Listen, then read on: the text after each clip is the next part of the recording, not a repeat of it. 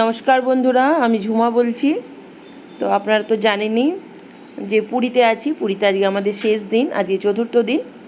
তো যেহেতু শেষ দিন, যাওয়ার আগে ভাবলাম আরও একবার জগন্নাথ দেবের দর্শন করে নিই।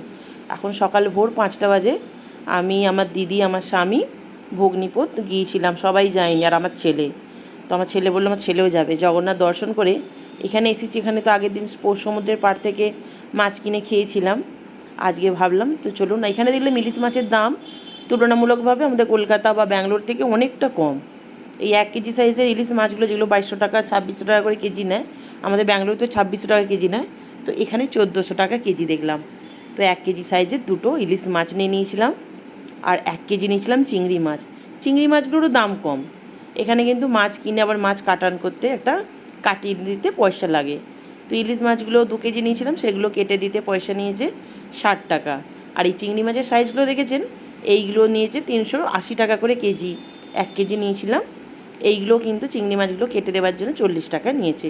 টোটাল 100 টাকা মাছটা কাটান করতে নিয়েছে।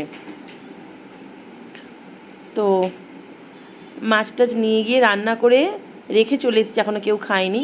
আজকের ভিডিওটা মানে খুব হয়তো কিছু কিছু গ্যাপ চলে যাবে, কারণ বুঝতেই পারছেন শেষ দিন, কিছু কেনাকাটিও এখনও বাকি রয়ে গেছে। আর একটা কথা বলে দিই, আমরা প্রত্যেক দিন যেদিনই সমুদ্রে নেমেছি, আমরা সবাই একই জামা কাপড় পরে এসেছি। মানে সমুদ্রে স্নান করে হোটেলে বাথরুমে গিয়ে ভালো করে সাবান দিয়ে ধুয়ে দিতাম, কারণ সমুদ্রের নোনা জলে যে জামাটা পরে নামা যায় না, সেই জামাগুলোই নষ্ট হয়ে যায়। তো আমরা সবসময় চেষ্টা করতাম একই জামা কাপড় পরে নামতাম, সেটা ধুয়ে দিতাম, তাহলে কি একটা জামাই নষ্ট হবে। তার জন্য আমরা প্রত্যেক দিন ওই একই জামা পরতাম। তো আজকে রান্না বলতে চিংড়ি মাছের একটু কালিয়া মতো করেছিলাম, আর ইলিশ মাছটা সর্ষে ইলিশ করবো ভেবেছিলাম, কিন্তু সর্ষেটা মানে করবো না করেইছিলাম, কিন্তু সর্ষেটা একটু কমও হয়ে গিয়েছিলো। তো বাইরে এলে যা হয়, সব তো সরঞ্জাম আনা হয় না, দোকান আছে, মানে একটা প্যাকেট কেনা হয়েছিল, অতটা প্রথম দিন লাগবে ভেবে কেনা হয়েছিল, আজকে হবে ভেবে এইভাবে কেনা হয়নি। তো যাই বা হোক, মানে যে কী রান্না করেছি সেটাও আপনাদের সঙ্গে তখন তাড়াহুড়োতে রান্না করাটা দেখানো হয়নি আর কি। সবাই মিলে থাকলে যা হয়, ও একবার খুন্তি ধরছে, আমি একবার খুন্তি ধরছি, এইরকম একটা ব্যাপার। তো এইগুলো সারা জীবন স্মৃতি বলে কিছু ফটো তোলা, ভিডিও করা, এসবগুলো হচ্ছিল।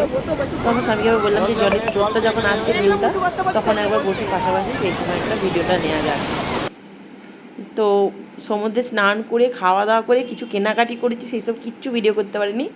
এখন সন্ধে এই 7:30 8টা বাজে আমরা বেরিয়ে পড়েছি। আমরা কিন্তু এখন চলে আসছি, মানে কলকাতার উদ্দেশ্যে আসছি উড়িষ্যা থেকে।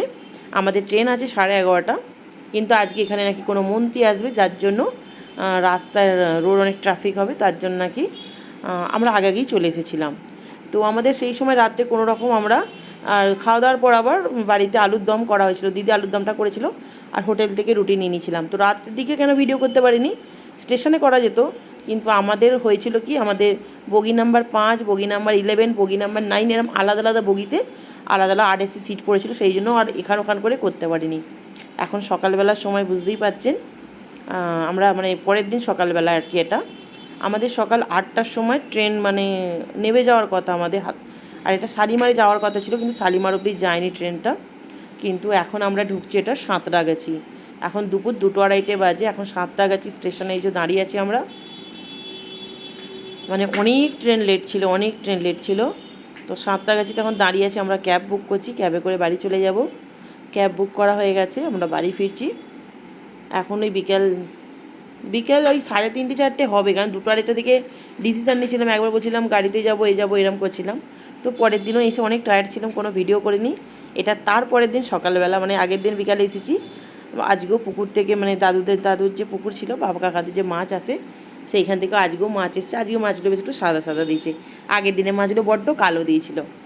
আজকে মাছগুলো বেশ পরিষ্কার মাছ আছে, যেহেতু বাবারা 5 ভাই, 5 বগড়া হচ্ছে, তো মা মাছ বগড়া করছে, আমি একটু এই দিকটা একটু ভিডিও করে নিচ্ছি, কারণ আমাদের তো দিন হয়েই এলো, আর আমরা 2টো দিন আছি মানে মায়ের বাড়ি।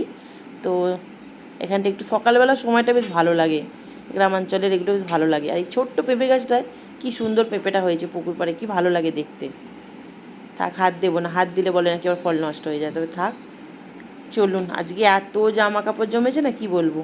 আর এই যে এই গাছটা দেখছেন, গত বছর একটা আম হয়েছিল, কেউ টেস্ট করতে পারেনি আমটা কেমন। আবার এবছর কটা হয়েছে, অল্প করেই হয়েছে, তো দেখা যাক এইবারে আমটা কেমন হয়, টক না মিষ্টি। এই যে দেখুন, বাইরে বেড়াতে গেলে কী হয়, এক ব্যাগ জামা কাপড় সব এবার কাচতে বসবো। তো ভিডিওটা আজকে আর বাড়াবো না, এখানেই ভিডিওটা যে শেষ করছি। কেমন লাগলো আমাদের এই পুরীর ট্যুরটা, কেমন লেগেছে অবশ্যই কমেন্টে জানাবেন। যদি ভালো লেগে থাকে একটা লাইক করবেন, শেয়ার করবেন, সাবস্ক্রাইব করবেন, পাশে থাকবেন আর কমেন্ট করে জানাবেন যে কেমন লেগেছে। আপনাদের একটা কমেন্ট অনেক অনেক অনুপ্রেরণা দেয়। তো আজকের মতো রাখলাম।